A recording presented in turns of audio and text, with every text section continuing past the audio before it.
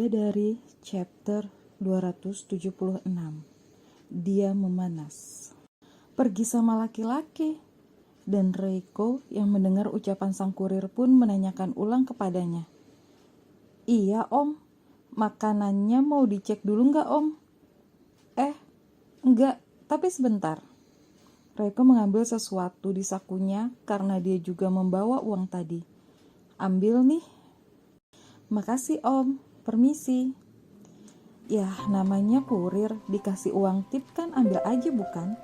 Lagian lumayan yang diberikan oleh Reiko.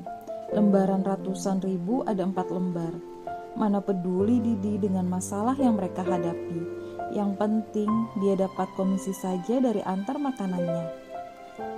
Iya, tapi sebentar dulu. Kamu tahu laki-lakinya seperti apa? Reiko sepertinya belum mau melepaskan Didi, dan dia masih ingin tahu. Ya tahulah, orang itu temannya kakak iparku, kakak ipar yang tak diharapkan. Bisik hati Didi yang memilih menggelengkan kepalanya, meskipun dia tahu dia tidak akan cerita juga bukan. Lagi pula Reiko juga tidak tahu kalau kurirnya adalah anak dari Padri. Dia tak sesensitif Aida pada suara. Itu pun sudah diantisipasi oleh Didi dengan menggunakan masker sejak datang ke apartemen dan tak pernah melepasnya.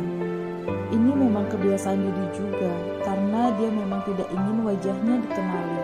Karena kadang orang selalu saja menghubungkannya dengan nada dan ujung-ujungnya akan membawa prayoga. Itu memuakkan untuknya.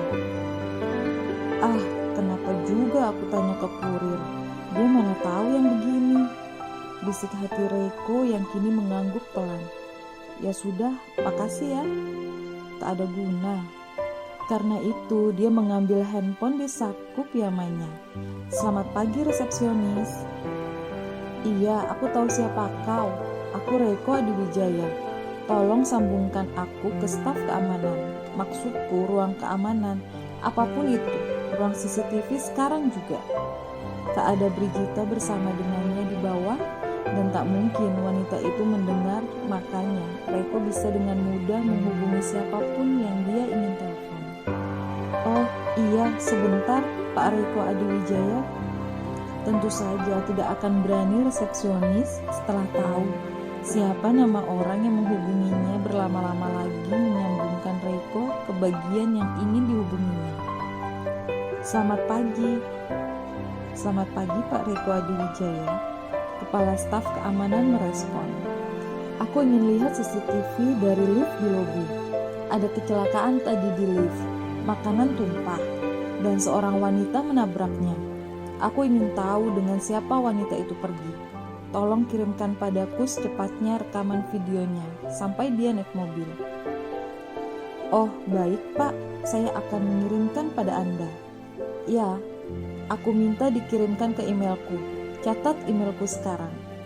Reiko tak mau sampai mereka menggedor pintunya dan mengganggu seseorang yang ada di rumah itu juga.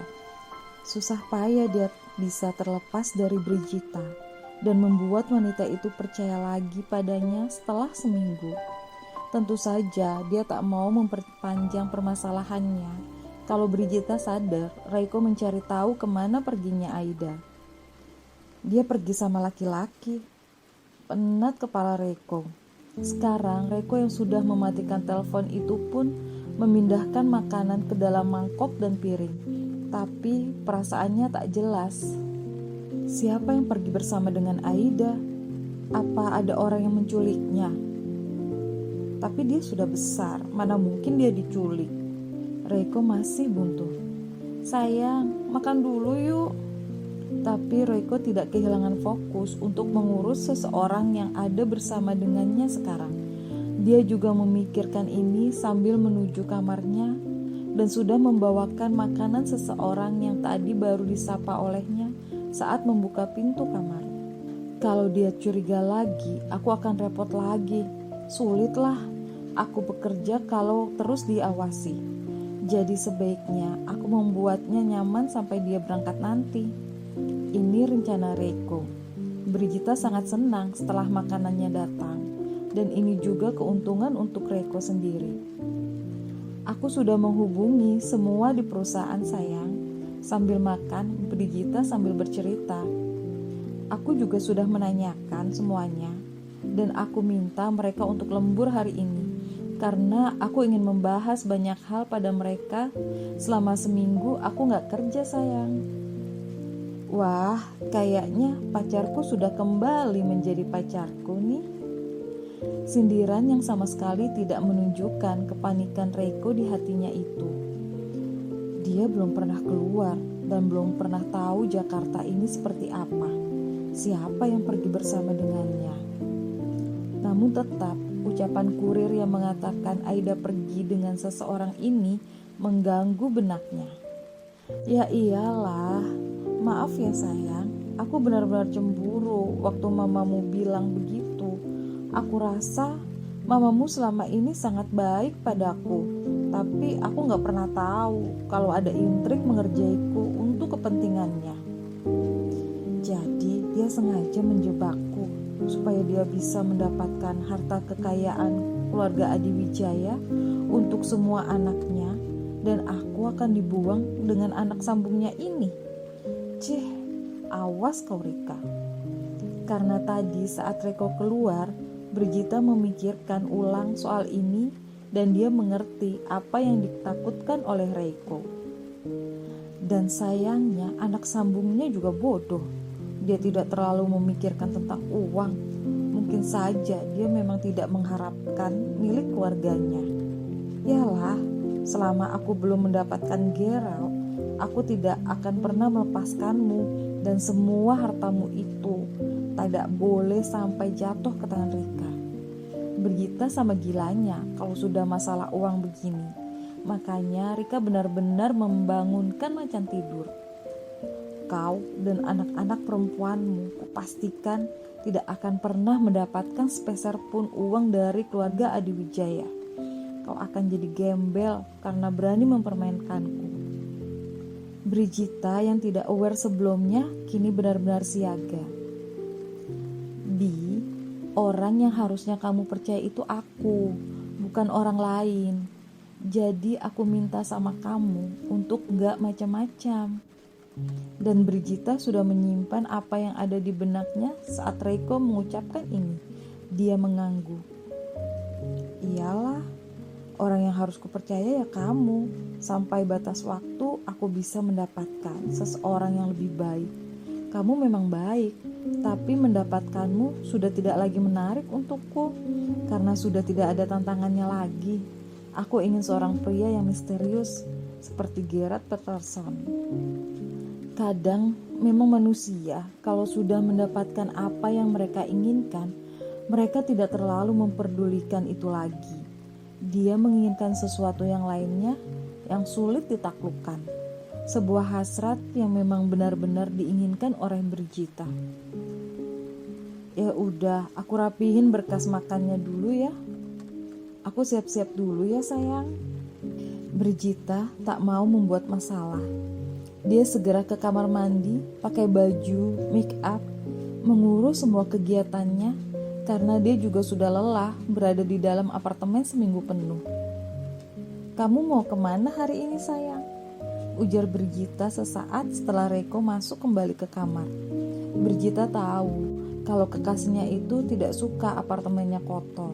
Dan pastilah semua peralatan yang digunakan untuk makan tadi dibersihkan dulu oleh Reiko. Tapi tentu saja Brigita tak tahu apa yang dilakukan Reiko sembari dia mencuci piring. Aku udah lama gak lihat proyek Aurora Corporation. Oh, kamu ingin cek itu? Kok mukamu jadi serius banget sih? Ada masalah sama proyeknya? Aku harus cepat-cepat pergi. Tentu saja Reiko mengangguk. Kenapa? Dari wajahnya, Brigita tahu ada sesuatu yang tak beres. Karena wajah Reiko memerah seperti menahan marah. Gak apa-apa, gak bisa aku jelasin. Urusannya pelik di proyek. Seru Reiko sedikit terlihat kalut. Kamu mau balik jam berapa nanti? Aku mau ke Bandung. Tapi kayaknya aku gak bakalan balik deh. Berapa hari? Paling 2 atau 3 hari. Nanti aku kasih tahu jadwalku apa aja. Tapi yang pasti aku bakal padat banget jadwalnya. Karena aku harus ngerekap semua pekerjaanku dari minggu kemarin sayang. Denny ada di ruang tamu. Kamu ikut dengannya. Dan dia akan mengantarmu ke mobilmu. Dia udah ambilin mobilmu juga. Dia yang setirin kamu nantinya. Oh, oke. Selain mengurus sesuatu yang ingin diketahuinya, Reiko juga menghubungi asistennya untuk mengurus Brigita. Karena aku harus memastikan tidak ada yang menguntitku hari ini.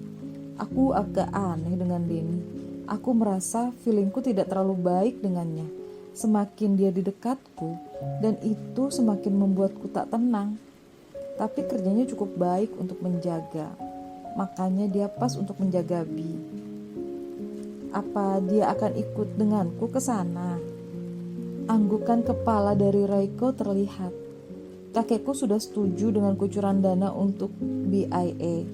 Jadi dia akan ikut denganmu untuk jaga-jaga saja. Lagian weekend dia tidak ada kerjaan. Brigita mengerti.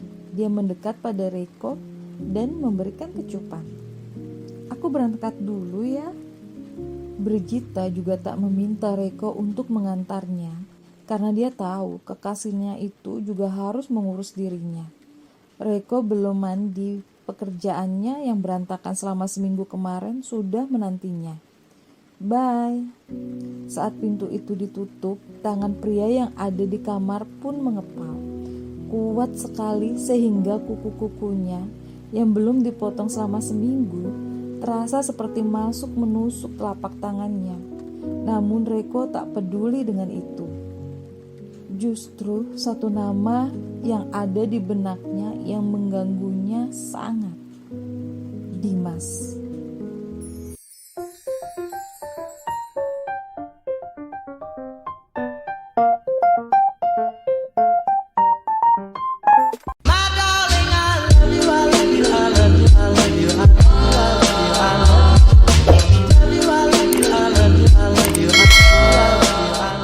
Bidadari chapter 277.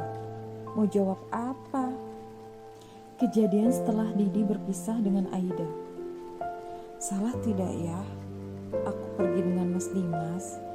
Aduh, gimana dong? Mobil sudah menderu menjauh dari apartemen dan pikiran ini makin menghantui Aida.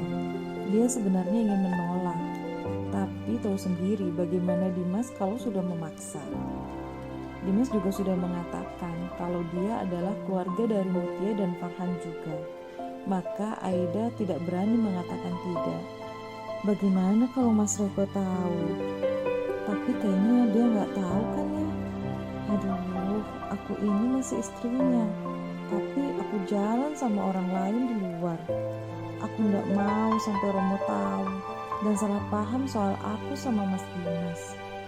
Kasihan Romo kalau sampai sakit lagi jantungnya. Dan ibu juga nggak boleh tahu. Karena gawat nanti kalau sampai asmanya kambuh. Kamu mikirin apa? Dan pas sekali dengan Aida yang sedang merenung hal ini, Dimas bertanya, Mas Dimas, sepertinya saya turun di sini saja. Mas Dimas tadi tuh mau ketemu Mas Reiko. Makanya Aida meminta seperti ini. Memang kamu tujuannya mau kemana tadinya? Tapi Dimas tak peduli dengan pertanyaan Aida. Justru malah mengutarakan ini. Oh, saya cuma mau ketemu sama adik sama ibu saya yang baru datang dari kampung, Mas. Pagi gini. Enggak. Katanya nanti kalau sudah datang dikabarin. Tapi mereka belum datang sih, Mas. Nanti coba saya telepon. Wah, pas. Pas gimana? Aida tak paham. Ya pas, bagus dong. Aku juga bisa bertemu mereka lagi. Ya udah, aku anterin aja ya. Jangan. Aida langsung terlihat panik dan menatap Dimas yang masih fokus menyetir. Jangan Mas Dimas, ibu saya pasti akan marah pada saya kalau dianterin Mas Dimas. Aida tegas menolak. Masa saya seorang wanita yang sudah menikah tapi pergi bersama dengan laki-laki lain? Iya, kamu balikin aja. Masa pria yang sudah menikah tidur sama perempuan lain?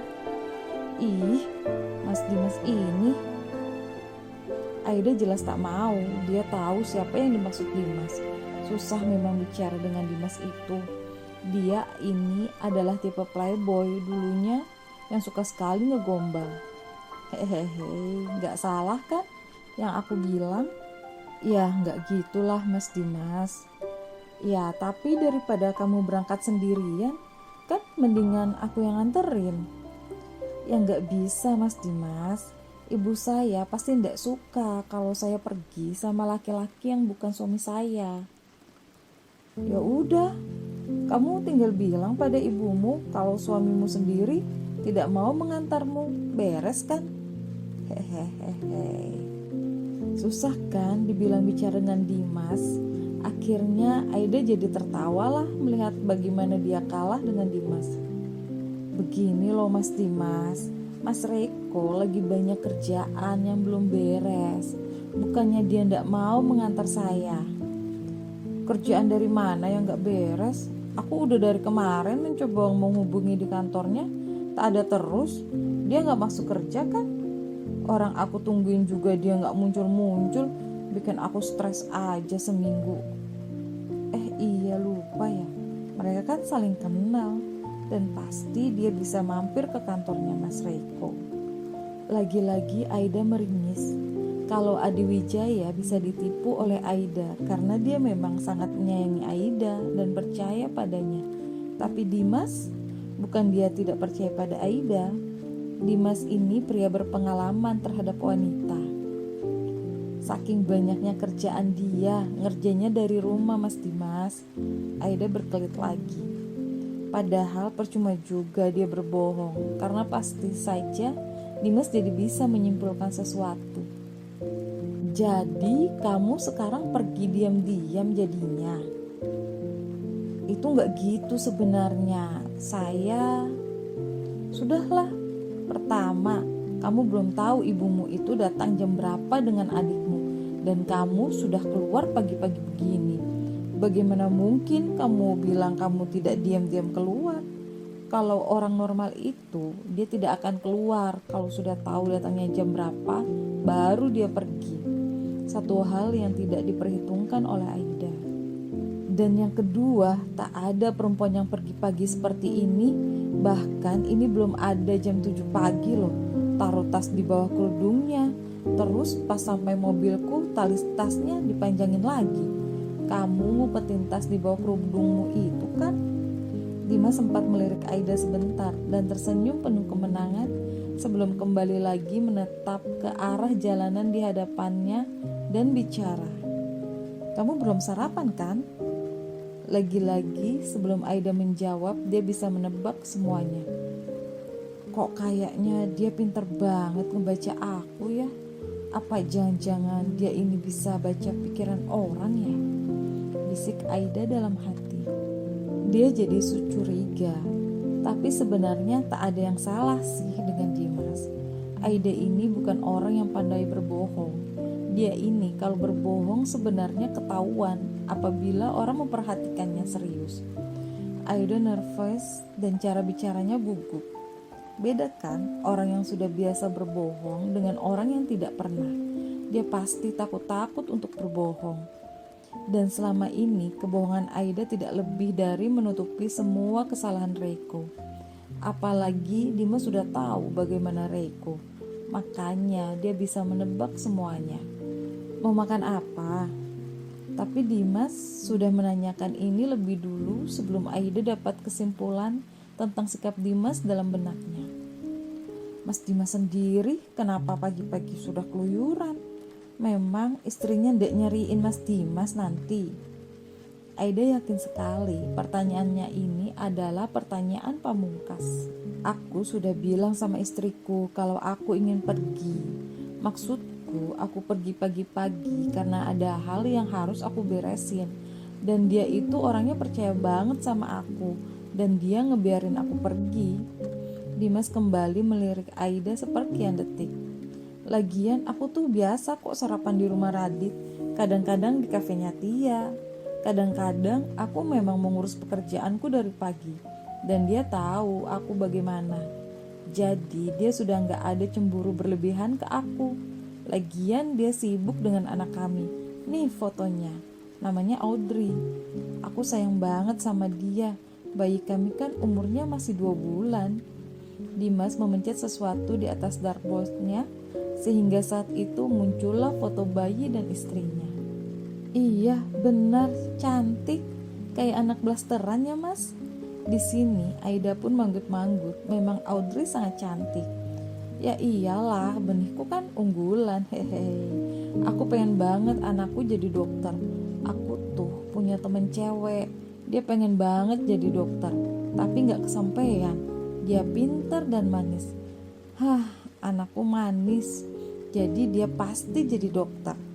Di saat Dimas sedang membayangkan sesuatu tentang serpihan memori masa lalunya itu.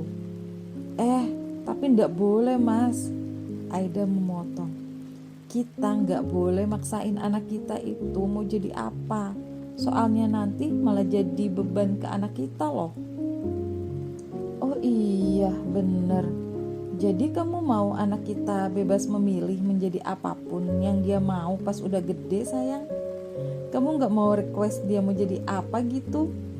Hingga timbul keisengan Dimas. Ampun, hati Aida berbisik. Bukan mas, bukan begitu maksudku. Anak kita itu, iya anak kita. Mau dibikin kapan anak kita? Kan kita belum ngadonin. Ketawalah Aida. Sudah lama dia tidak tertawa segeli ini. Orang ini ya ampun, untung saja aku ini bukan orang yang geeran. Coba kalau aku cewek yang macam itu, pasti udah kena gombalan sama dia. Ya ampun, Mas Farhan, kenapa bisa punya teman seperti ini? Dia lulusan Mesir S3 loh. Kenapa temannya se-error ini? Aida makin bingung. Dia tak bisa menjawab pertanyaan Dimas barusan. Memang percuma membalas Dimas, karena dia sangat pintar sekali membolak-balikan kata-kata. Jadi apapun yang Aida katakan, Dimas si paling jago gombal akan membuat Aida kepelintir sendiri. Kini pun Dimas meliriknya lagi dengan senyum puas pada Aida yang memang memerah wajahnya juga. Tapi sebenarnya apa sih niatan Dimas sampai membuat Aida kebingungan menjawab pertanyaannya ini? Nah gitu dong. Setelah Aida bisa mengontrol tawanya, Dimas pun merespon lagi, masih dengan tangannya disetir dan matanya menatap jalan dia bicara. Jangan muka ditekuk terus, senyum itu bisa membuat wajah cerah. Betapa besar masalahmu tak perlu dipikirkan sampai ke relung hati. Yang penting senyum dan happy aja.